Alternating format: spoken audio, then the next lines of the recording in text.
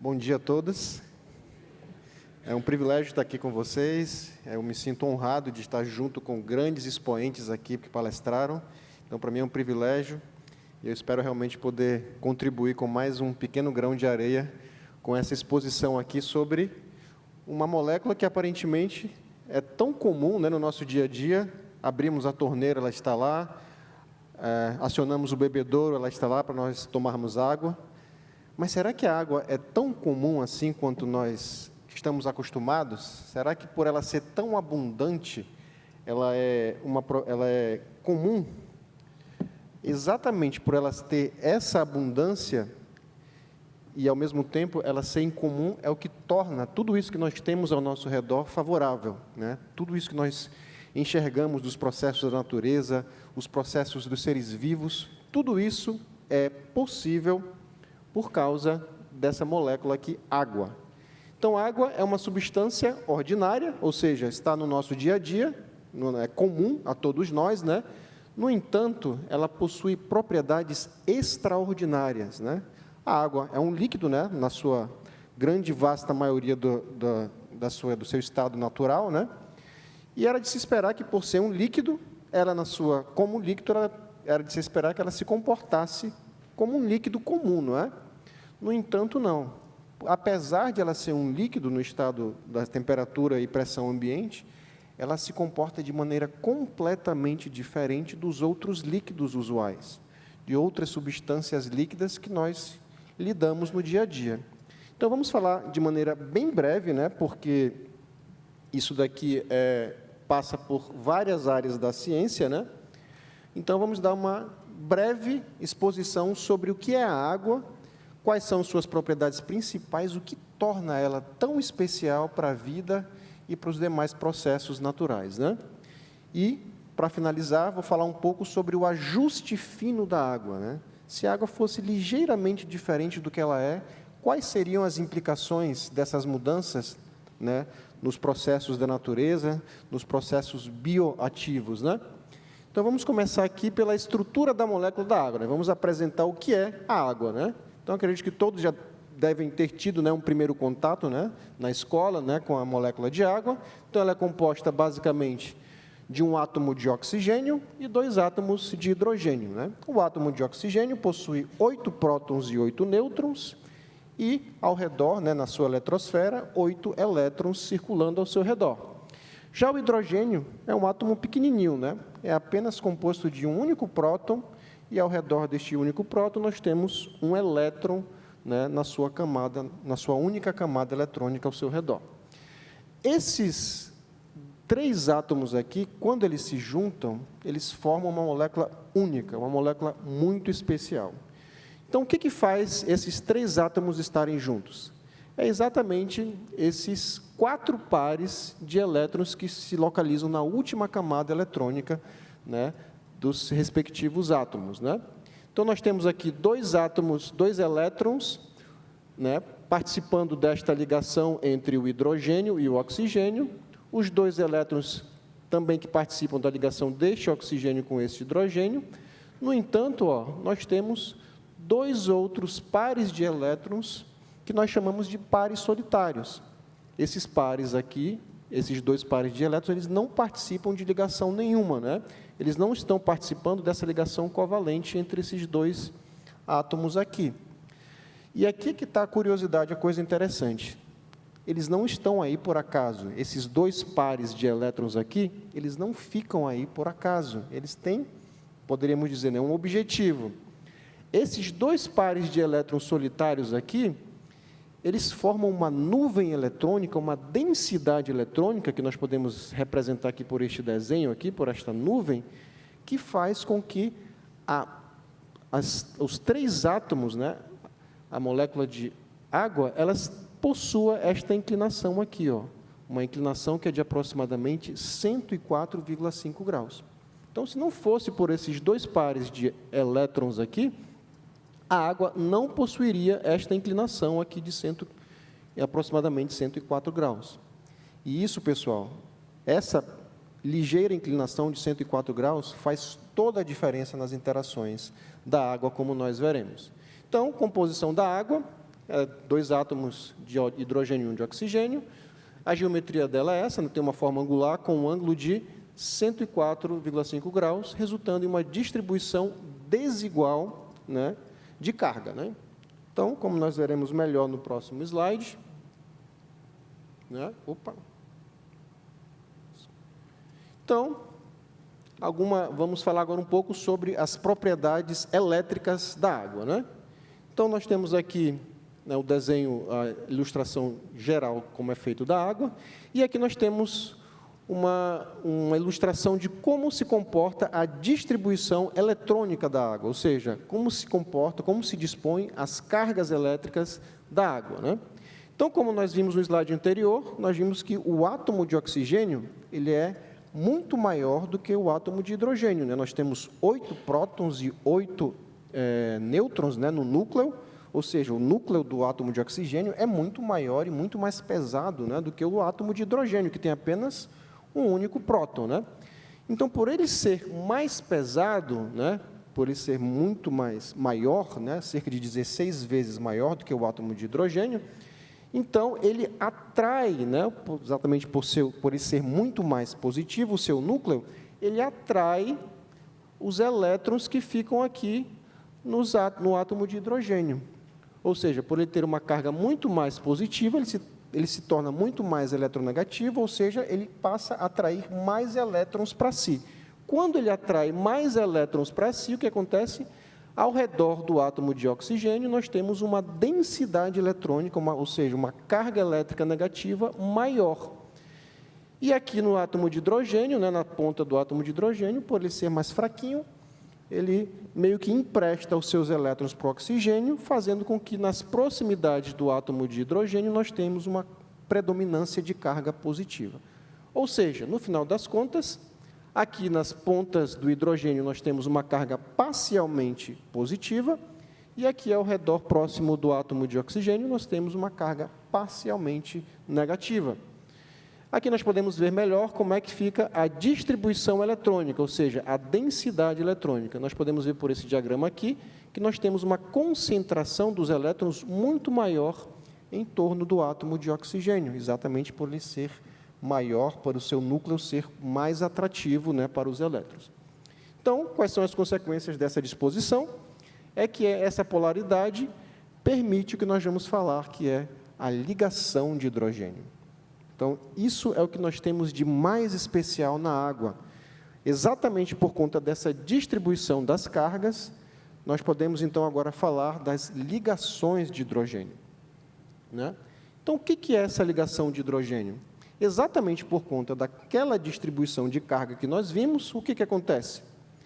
Aqui, vamos olhar por essa molécula de água central aqui. Então, exatamente porque aqui, nas proximidades do hidrogênio, nós temos uma carga parcialmente positiva, o que vai acontecer? Essa parte parcialmente positiva aqui do hidrogênio vai atrair essa parte parcialmente negativa do oxigênio da molécula vizinha. Ou seja, esse hidrogênio vai se ligar a esse oxigênio. Da mesma forma, nós podemos ver com relação a esse hidrogênio aqui. Ele está parcialmente positivo, ele vai atrair esse oxigênio parcialmente negativo. Já este oxigênio central aqui, por ele estar parcialmente negativo, ele vai atrair os outros hidrogênios que estão parcialmente positivos, né? Os outros hidrogênios das moléculas vizinhas que estão parcialmente positivos. Ou seja, a essa atração entre hidrogênio e oxigênio é o que nós chamamos de ligação de hidrogênio. E é aqui que está a beleza da molécula de água. São essas ligações de hidrogênio que regem, em sua grande maioria, as propriedades únicas da água. Então, exatamente por essa distribuição eletrônica que nós vimos, é que faz com que a molécula de água forme essa estrutura, a que nós chamamos de estrutura tetraédrica. Ou seja, a água, o hidrogênio dessa molécula se liga com esse oxigênio, com esse oxigênio, com esse hidrogênio, de tal forma a construir uma estrutura tetraédrica, que é semelhante a essa pirâmide aqui. Então, é dessa forma que nós construímos as ligações de hidrogênio, que nós vemos as ligações de hidrogênio da água. Então, além dessa propriedade de atração por meio das ligações de hidrogênio, né, nós também temos uma outra característica muito interessante nas ligações de hidrogênio, que é a direcionalidade. Ou seja, além de haver uma intensidade de atração, nós temos também uma direção. Não é qualquer direção que as moléculas vão se ligar umas às outras. É necessário ter uma direção muito especial para que uma molécula de água vizinha se conecte com a outra molécula. Ou seja, existe uma direcionalidade associada a essas ligações de hidrogênio. Então, por exemplo, aqui a gente pode ver rapidamente um gráfico que a gente consegue calcular qual é a energia de interação como função da inclinação, ou seja, da direção com que as moléculas estão dispostas umas às outras. Então, dependendo da forma como uma molécula está disposta, eu tenho uma maior ou menor energia de interação, né? Quanto menor essa energia, mais estável é o sistema, ou seja, mais fácil é naquela posição, naquela direção, a molécula se ligar. Ok? Então, essas ligações são responsáveis pela coesão, pela alta tensão superficial e muitas outras propriedades anômalas da água. Então, é o conjunto dessas duas coisas: a força de interação nas ligações de hidrogênio e a direcionalidade dessas ligações, que vai abrir um leque enorme de propriedades incomuns que a água possui. Então, vamos falar de maneira muito breve, né, sobre as anomalias da água. Para começo de conversa, atualmente, eu digo atualmente porque a qualquer momento esse número pode mudar. Atualmente, nós temos mais de 70 anomalias catalogadas da água. Quando eu comecei a estudar as anomalias de água no meu doutorado, era em torno de 65. Quando eu fui fazer uma revisão recente, já vi que já subiu para 70 o número de anomalias que já foram registradas, né? Então, aqui nós temos alguns exemplos básicos, né, simplificados de anomalia, né? Você pode, por exemplo, olhar para essa figura aqui e achar que é uma figura comum, né? Um simples iceberg, né, flutuando, né, no mar, no oceano.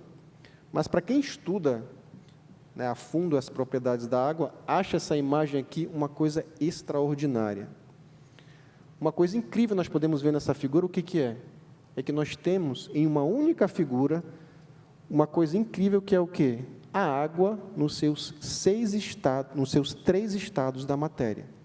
A mesma água está aqui em cima, na nuvem, no estado gasoso.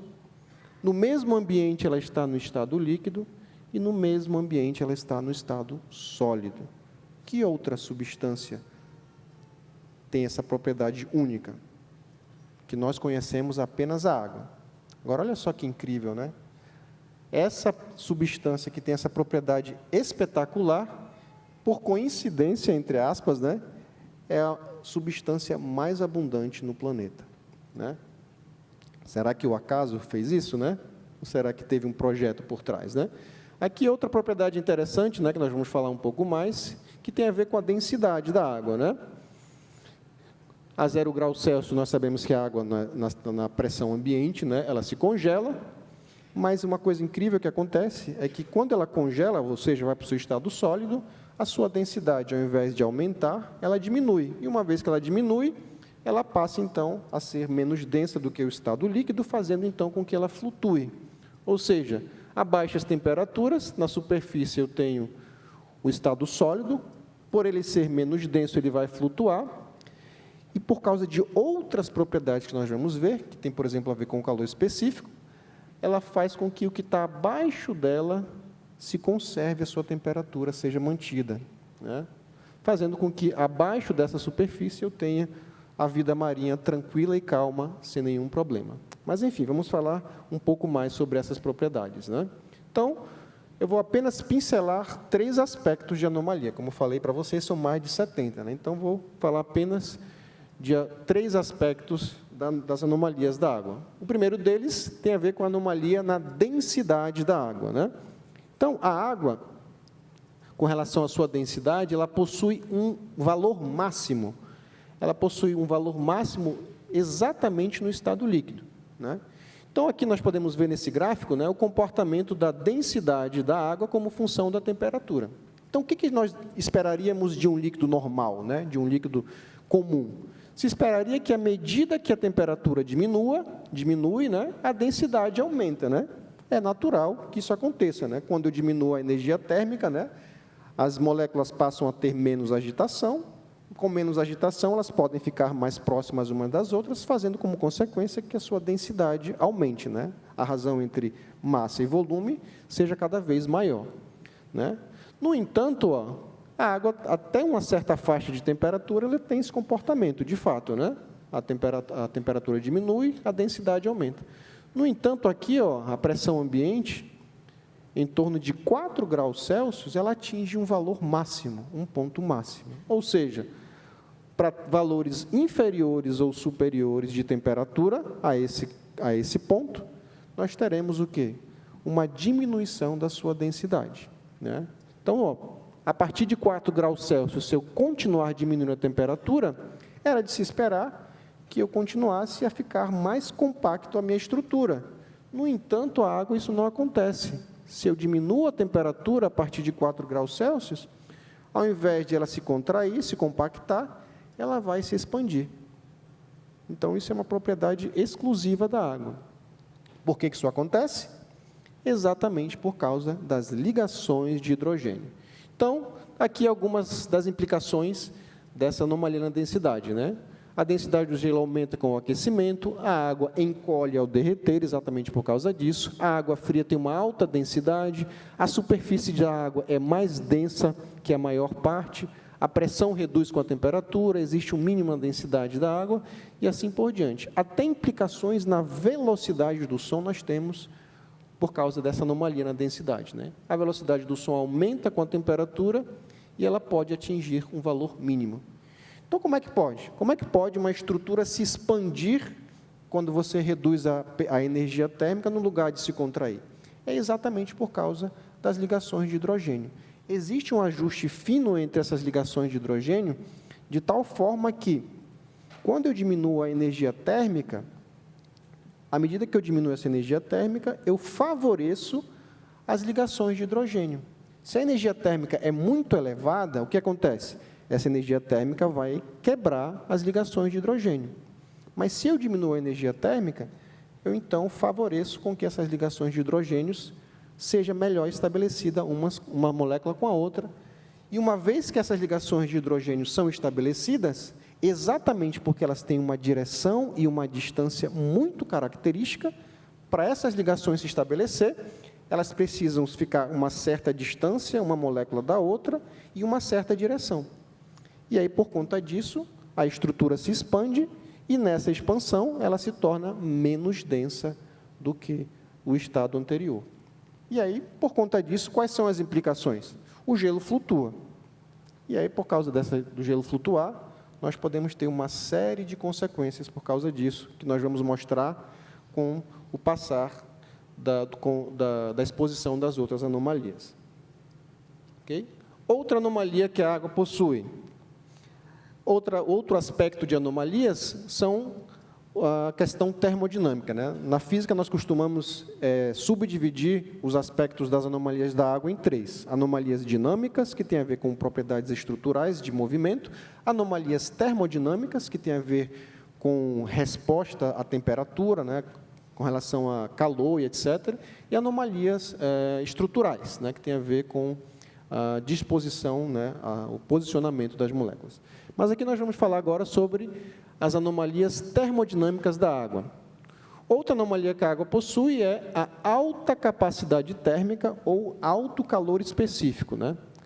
E, por consequência, um alto calor de vaporização, né?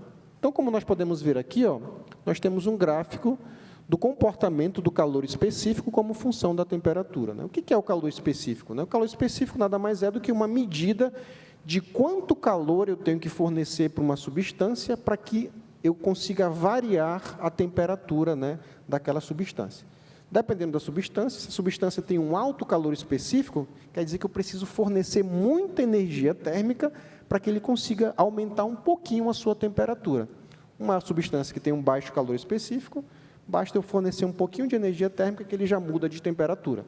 A água, ó, no estado sólido, né, no gelo, ela até que tem um comportamento né, substancial, relativamente baixo de calor específico. No estado de vapor também, ó, não é tão elevado assim o seu calor específico. Mas quando você vai para o estado líquido, olha só que interessante, ele eleva significativamente de valor. Isso quer dizer o quê? Isso quer dizer que a água no estado líquido, ela tem uma capacidade incrível de absorver calor, sem, no entanto, variar a sua temperatura de modo significativo, né? Então, nós podemos ver claramente isso quando nós vamos na praia, né? O que a gente vai num dia quente de sol, né, na praia? Quando você chega ali na praia, se você não tiver de chinelo, né, o que acontece? Você corre o risco de queimar os pés, né, de tão quente que está, né, a areia, né? Mas por que quando você pisa na água, né, da praia, por que o seu pé não se queima igual como se queimaria na areia, né?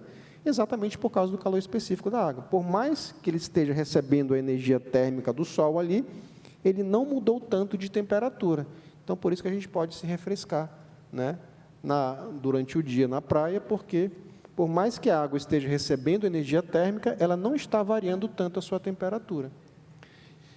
Isso faz com que a água tenha uma capacidade incrível de armazenar calor. Ela é um excelente, né, armazenamento térmico, né? Quais são, então, as implicações dessa anomalia? Calor de fusão da água é elevado com a temperatura, a água tem mais do que o dobro de capacidade de calor específico, a capacidade específica tem um mínimo, um alto calor de vaporização, alta entropia, condutividade térmica elevada. Então, aqui nós temos alguns valores, né, do calor específico, né? Alto calor de vaporização.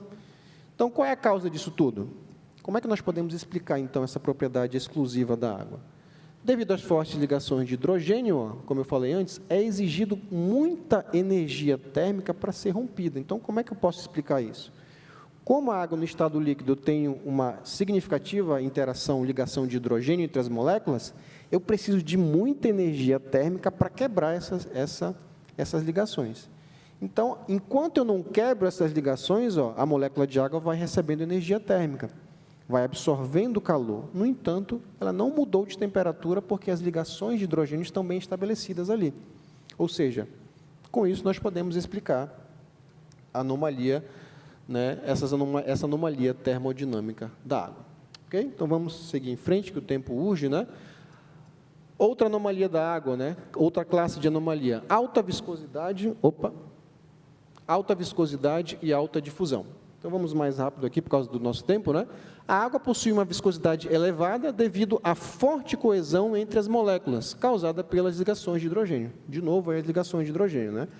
Por ela ter uma significativa interação entre as moléculas, ela faz com que uma molécula com a outra seja bem ligada, seja bem estabelecida a interação, fazendo, então, como consequência, que exista uma alta coesão entre as moléculas. Essa alta coesão provoca uma alta viscosidade, né? Em baixas temperaturas, ó, a autodifusão ou difusão da água, né, ela aumenta com a densidade e pressão devido à estrutura mais compacta. Outra característica muito útil e importante é exatamente essa, a anomalia na difusão. Difusão é a propriedade da molécula se difundir no seu próprio meio, né? O que se espera quando você aumenta a pressão de um sistema? Se espera que seja mais difícil das moléculas, daqueles componentes, daqueles líquidos, né, se mover, né? Como você está num shopping, né, é mais fácil de você se difundir num shopping, de você caminhar no shopping, quando o shopping está vazio, né? Agora, se um shopping cheio, você tem uma alta pressão, né, fica ali difícil de você se locomover, de você se difundir no meio das pessoas. A água não, a água é o contrário. Quanto maior a pressão sobre ela, mais fácil ela se difunde. Então, isso daí é uma coisa extraordinária, né? Uma coisa muito importante. Isso, por exemplo, faz toda a diferença no transporte de nutrientes de uma árvore, né? Como é que naquela última folha do ponto mais alto de uma árvore recebe nutrientes? Exatamente por causa dessa anomalia. Você tem uma alta pressão ali no tronco, essa alta pressão faz com que a água se difunda melhor naquele meio, fazendo com que ela transporte todo o nutriente para o ponto mais elevado, né, ali daquela árvore, né? E assim, uma infinidade de outras implicações. Então, de maneira resumida, nós temos essa estrutura aqui, né? Temos uma hierarquia de anomalias. A água possui uma hierarquia, né, onde nós temos anomalias termodinâmicas, dinâmicas e estrutural, né? Então, de maneira geral, as anomalias associadas à estrutura da água englobam uma região de densidade e temperatura maior do que as anomalias dinâmicas, que engloba uma região da anomalia termodinâmica. Aqui nós temos um gráfico onde nós temos, de maneira resumida, as diferentes propriedades, né, a mudança das propriedades da água para diferentes aspectos, né? Então, na densidade aqui nós podemos ver um máximo, né, onde era para se esperar um comportamento linear, monotônico, né, para crescer indefinidamente. Nós vemos aqui, por exemplo, na compressibilidade, né, também outro comportamento diferente. Viscosidade, né, ao invés de ela se diminuir, né, indefinidamente, ela diminui até certo ponto e depois aumenta de novo. Então, várias propriedades, né, nós podemos resumir em um único gráfico. Qual a importância disso tudo, então, né? Vamos, então, falar agora das implicações dessa anomalia, né? Qual a importância da água no planeta, né? Então, de imediato, nós podemos pensar, né, no ciclo da água, né, que foi, inclusive, tratado na palestra anterior, né? A água ela é crucial, né, no manto terrestre, pois reduz o atrito, né, e o ponto de fusão da água. Olha só que interessante. Até com respeito ao movimento das placas tectônicas, a água tem participação, gente. Então, se não fosse por conta da alta viscosidade da água, nós teríamos muito mais terremotos e muito mais abalo sísmico do que nós temos. Exatamente porque nos lençóis freáticos nós temos água no estado líquido, essa água funciona como uma espécie de lubrificante que faz com que as placas fluam melhor e, como consequência, nós não tenhamos terríveis terremotos, né, no nosso planeta.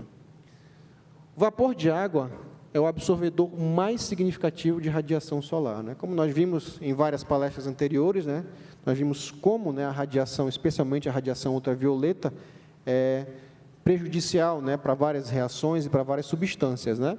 Então, a água, nesse sentido, funciona como um excelente absorvedor dessa radiação, né? Ela absorve essa radiação ultravioleta e, em parte, reflete de volta para fora do nosso planeta. Então, nós vemos aí como ela é importante no papel de proteção, né, contra as radiações, né, cósmicas, né? Ciclo da água. A água participa de um ciclo contínuo de evaporação, condensação e precipitação, né? Como nós podemos ilustrar aqui, né? Então, aqui, por exemplo, de 100% da água que está aqui nas nuvens, né, parte dessa água que está nas nuvens é precipitada, cerca de 80% dessa água é precipitada, né? 20% dessa água precipitada volta novamente para o estado de vapor, né? E esses 80% restante, ó, nós temos cerca de 63% que é distribuída nas plantas, no solo, e apenas 17% vai para os rios, né? E aí, com isso, nós temos o ciclo se formando, né? Parte dessa água vai para o oceano, e aí, por conta da radiação solar, nós temos novamente o processo de evaporação, a água torna-se um estado de vapor, e aí volta de novo esse ciclo. Então, nem preciso falar muito sobre esse ciclo, né, porque é sabido de todos nós da sua suma importância para o planeta, né, o ciclo da água, né? Regulação climática, né, é parte desse processo, né, ciclo crucial para a regulação do clima, distribuição de calor e pelo planeta. Suporte ao ecossistema. A água sustenta todos os ecossistemas terrestres e aquáticos, né? Então, vemos aí como ela é importante. E na vida? Qual é a importância da água na vida? Se a gente pudesse resumir essa importância, basta nós pensarmos do quanto de água o ser humano, por exemplo, possui, né? A água constitui cerca de 70% do corpo humano. Então, acho que daí já podemos dizer muito sobre a sua importância, né? As reações bioquímicas são essenciais, né, para a preservação da vida, e a água, nesse sentido, é essencial para quase todas as reações bioquímicas, atuando como solvente e meio de transporte, né? Então, ela é um excelente solvente, ela é um excelente meio para dissociar íons, então ela é fundamental para os mais diversos processos químicos que manutencionam a vida, né? Hidratação de proteínas é um exemplo disso, né? A água forma ligações de hidrogênio com os grupos polares da proteína, que ajuda a estabilizar sua estrutura tridimensional. Ela atua no reconhecimento e a ligação de proteínas, né? Então, na conexão entre DNA e proteínas e moléculas ligantes, né? A água, ela funciona como um mediador dessas ligações. Regulação da temperatura, né? Exatamente pelo que eu falei antes, né? Pelo seu alto calor específico, ela se transforma num excelente regulador de temperatura. E exatamente porque ela tem uma alta difusão, uma alta viscosidade, além de ela ser um excelente regulador de temperatura, ela consegue chegar facilmente em qualquer lugar para manter aquele lugar, né, na temperatura ideal. Imagina um lugar estreito, onde eu preciso manter ali naquele lugar uma temperatura. Eu preciso ter uma substância que tenha uma alta viscosidade, que consiga chegar ali e consiga manter a temperatura numa situação ideal. A água, então, se encaixa perfeitamente para isso. Então, aqui nós temos alguns exemplos, né, dos órgãos e a porcentagem de água que ocorre, né, ó, nos pulmões 80% é composto de água. O músculo, 75%. Os linfomas, né, 94%, os rins, 83%, coração, 79% é de água. Então, super importante, né, para a formação, para a manutenção da vida, né? Então, a água é um diferencial importante, né? Então, o que aconteceria se a água fosse diferente do que ela é, né? Então, vamos fazer um rápido resumo disso. O que ocorreria se a água fosse diferente do que nós temos? Olha só. Como nós vimos, o principal responsável por todas essas propriedades é a ligação de hidrogênio, ou seja, se as ligações de hidrogênio fossem diferentes, se a força da ligação de hidrogênio fosse maior ou menor, ou se ela simplesmente fosse inexistente. Se eu não houvesse ligação de hidrogênio, a gente só teria o quê? As ligações típicas, né? Ligação de Van der Waals, ligação eletrostática entre moléculas, eu teria um outro comportamento, né? Então, o que ocorreria se nós tivéssemos diferentes ajustes dessa interação de hidrogênio? Se eu não tivesse nenhuma interação de hidrogênio entre as moléculas de água, simplesmente eu não teria vida, né? Nós não teríamos calor específico elevado, nós não teríamos alta viscosidade, nós não teríamos uma alta difusão, então não teria um excelente solvente para favorecer reações bioquímicas, né? Então, definitivamente, sem ligações de hidrogênio, não tem vida. Agora, tá, tudo bem. Então, vamos tentar fazer o seguinte. Vamos, então, enfraquecer só um pouquinho. Vamos enfraquecer só um pouquinho essas ligações de hidrogênio e vamos ver o que isso aconteceria. Se eu enfraquecer as ligações de hidrogênio, o calor específico se tornaria menor, a água teria uma capacidade menor de absorver calor, então, para que a vida continuasse existindo, ela teria que existir, então, em temperaturas mais baixas, né? Sem alteração dessas ligações, teríamos a vida como nós conhecemos. Agora, se eu aumentar a força dessa ligação de hidrogênio, então, a água vai ter capacidade de absorver mais calor, então, para que a vida pudesse existir, ela teria que ocorrer em temperaturas mais elevadas. Então, quem reclama de calor, se as ligações fossem mais fortes de hidrogênio, a gente teria que viver num ambiente muito mais quente para que nós pudéssemos, para que a água pudesse exercer suas propriedades de excelente solvente, de excelente absorvedor de calor, para que então a vida pudesse ser mantida. Agora, se a ligação de hidrogênio for muito forte, aí pronto, aí eu não tenho vida também. Por quê? Porque as ligações de hidrogênio vão ser tão predominantes que a inferência da energia térmica já não vai ter mais influência sobre ela. Por mais que eu insira energia térmica em forma de calor, a ligação de hidrogênio vai ser tão forte que ela não vai mais ser alterada as suas propriedades. Então, na realidade, nós teríamos não mais um líquido, nós teríamos, na verdade, alguma coisa parecida com um vidro, uma substância vítrea. E, obviamente, nós não sabemos que nesse tipo de estrutura nós não temos vida, né? E o planeta? Qual seria o impacto no planeta, né? No planeta, basicamente, nós teríamos o congelamento dos corpos d'água se eu variasse essa interação, ou um congelamento por um extremo, ou um superaquecimento por outro extremo, né? Então, aqui, de forma resumida, né, ó, se eu aumentar a força de interação, ó, o ponto de fusão vai aumentar, né? Se eu enfraquecer, o ponto de fusão vai diminuir, o ponto de ebulição vai aumentar, e assim por diante, né? Então, ó, o que acontece se eu aumentar a força de ligação de hidrogênio? Eu vou ter uma substância tão coesa que a água não vai mais, na temperatura ambiente, ela não vai mais existir no estado líquido, porque as ligações de hidrogênio são tão fortes que ela vai se estruturar e formar uma estrutura sólida. Ou seja, interação muito forte de hidrogênio, nós teríamos um planeta congelado. E sabemos que no planeta congelado não existe vida, né? Agora, se eu enfraquecer essas ligações de hidrogênio, o que aconteceria com o nosso planeta? A ligação de hidrogênio seria tão fraca que uma pequena perturbação térmica, um pequeno adicional de calor, a água evaporaria. Ou seja, toda a água no estado líquido que nós conhecemos, boa parte dela se transformaria em vapor, né?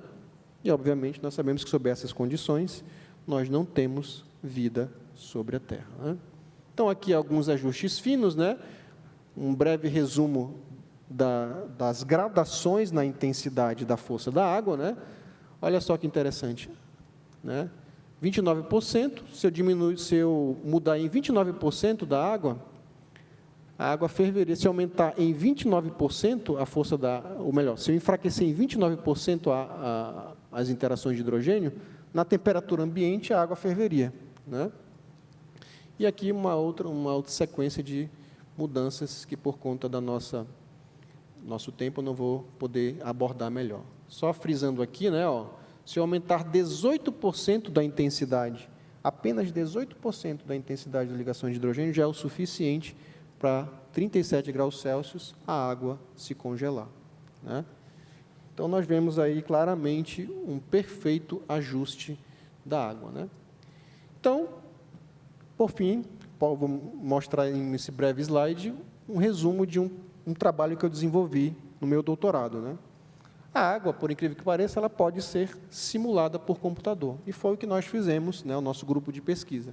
Observando algumas propriedades da água, né, nós vimos que no estado líquido ela tem essa capacidade de se organizar em tetrâmeros, né, ou seja, 4 moléculas juntas, né, e esses tetrâmeros interagem entre si, formando essa forma de interação. Nós convertemos isso num potencial de interação, e aí, com isso, nós simulamos essa interação no computador, né? Cerca de 1.500 moléculas de água interagindo entre si, por dinâmica molecular. Nós, então, conseguimos construir alguns gráficos, alguns diagramas de fase, que nós chamamos, né? E, com isso, nós conseguimos reproduzir aquelas propriedades. Aqui, por exemplo, né, ó, nós temos no comportamento da difusão, como função da pressão, nós encontramos um máximo na difusão, ou seja, quanto maior a pressão, nós conseguimos observar computacionalmente que a água, de fato, possui uma autodifusão. Aqui, rapidamente, o diagrama de fase. Nós podemos ver aqui, ó, nessa linha tracejada, nessa outra linha tracejada e nessa outra linha contínua, nós vemos o quê? A hierarquia das anomalias. Então, nós podemos ver como o nosso planeta, como a natureza é inteligível, né? Ou seja, nós podemos, né, por meio da nossa inteligência, utilizando a nossa inteligência, nós podemos reproduzir aquilo que está na natureza. Ou seja, isso deixa claro que, se com a nossa inteligência nós conseguimos reproduzir propriedades que nós encontramos na natureza, isso implica em dizer, então, que existe inteligência na natureza, né? Então, basicamente é isso, né? Qual é a conclusão que nós podemos tirar? A água é essencial para todos os aspectos da vida na Terra. Nós temos uma dependência dela, né? Todos os organismos vivos dependem da água, né, para sobrevivência, crescimento e reprodução, e qualquer alteração na forma como ela interage simplesmente implicaria na inexistência do planeta e da vida como nós conhecemos. Então, aqui algumas referências, né? Quem quiser mais detalhes. Só desse pequeno resumo, já foi essa infinidade de referências que eu encontrei aqui, tá bom? Então, muito obrigado. Espero que possa ter contribuído com vocês. Obrigado.